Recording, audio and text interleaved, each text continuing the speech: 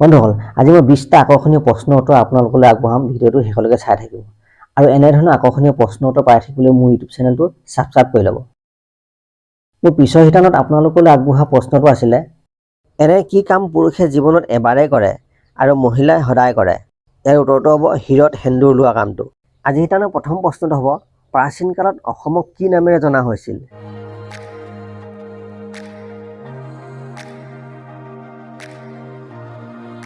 ইয়াৰ উত্তৰটো হ'ব প্ৰাগজ্যোতিষপুৰ 2 নম্বৰ প্ৰশ্ন কল কোন দেশৰ ৰাষ্ট্ৰীয় ফল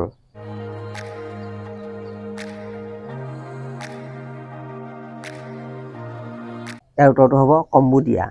3 নম্বৰ প্ৰশ্ন আকাশৰ পৰা বিজুলী চক কিমান ভল্টৰ হয়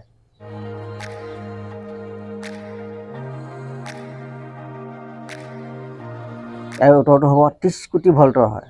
4 নম্বৰ প্ৰশ্ন অসমৰ সাহিত্য ৰথী বুলি কাক কোৱা হয়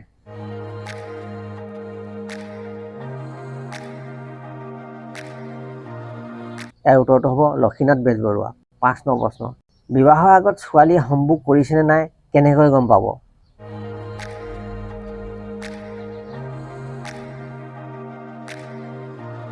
ইয়াৰ উত্তৰটো হ'ব সম্ভোগ কৰিলে জুনি আৰু নিপুল কলা হৈ যাব 6 নম্বৰ প্ৰশ্ন ভাৰতৰ প্ৰথম অভয়াৰণ্যখনৰ নাম কি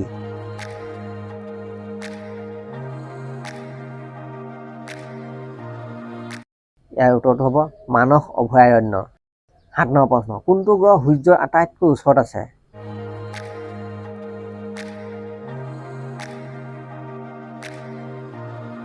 ইয়াৰ উত্তৰটো হ'ব বুধ গ্ৰহ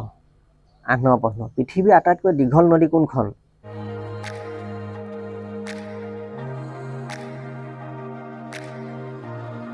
ইয়াৰ উত্তৰটো হ'ব নীল নদী 9 নম্বৰ প্ৰশ্ন কোন দেশত জেলৰ পৰা পলাই যোৱাটো অপৰাধ নহয়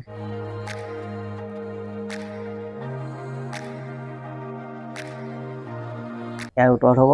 জাৰ্মানী দেশত 10 নম্বৰ প্ৰশ্ন ৰাতি কোন সময়ত ভুলতো সম্ভোগ কৰিব নালাগে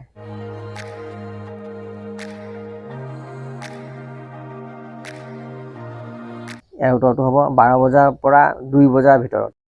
11 নম্বৰ প্ৰশ্ন ব্ৰহ্মপুত্ৰৰ ওপৰত হোৱা প্ৰথম দলংখনৰ নাম কি আছিল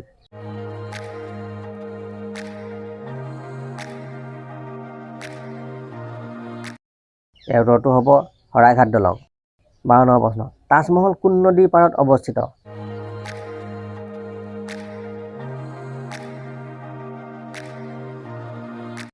ইয়াৰ উত্তৰটো হ'ব যমুনা নদীৰ পাৰত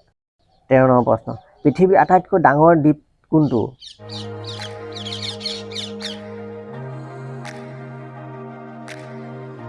ইয়াৰ উত্তৰটো হ'ব গ্ৰীণলেণ্ড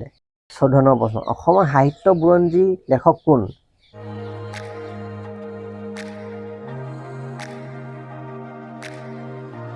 ইয়াৰ উত্তৰটো হ'ব দেৱেন্দ্ৰনাথ বেজবৰুৱা 15 নম্বৰ প্ৰশ্ন মহিলাৰ বীৰ্য স্খলিত হ'বলৈ কিমান সময় সম্ভোগ কৰিব লাগে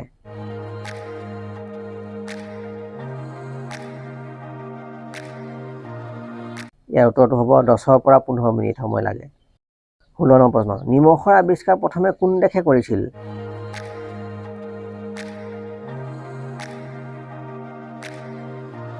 ইয়াৰ উত্তৰটো হ'ব চীন দেশে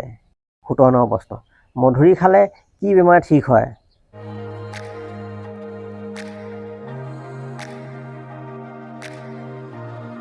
ইয়াৰ উত্তৰটো হ'ব ব্লাড চুগাৰ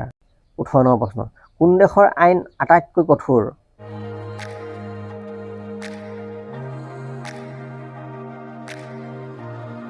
ইয়াৰ উত্তৰটো হ'ব সৌদি আৰৱৰ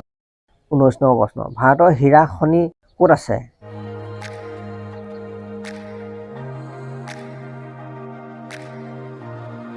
ইয়াৰ উত্তৰটো হ'ব মধ্যপ্ৰদেশত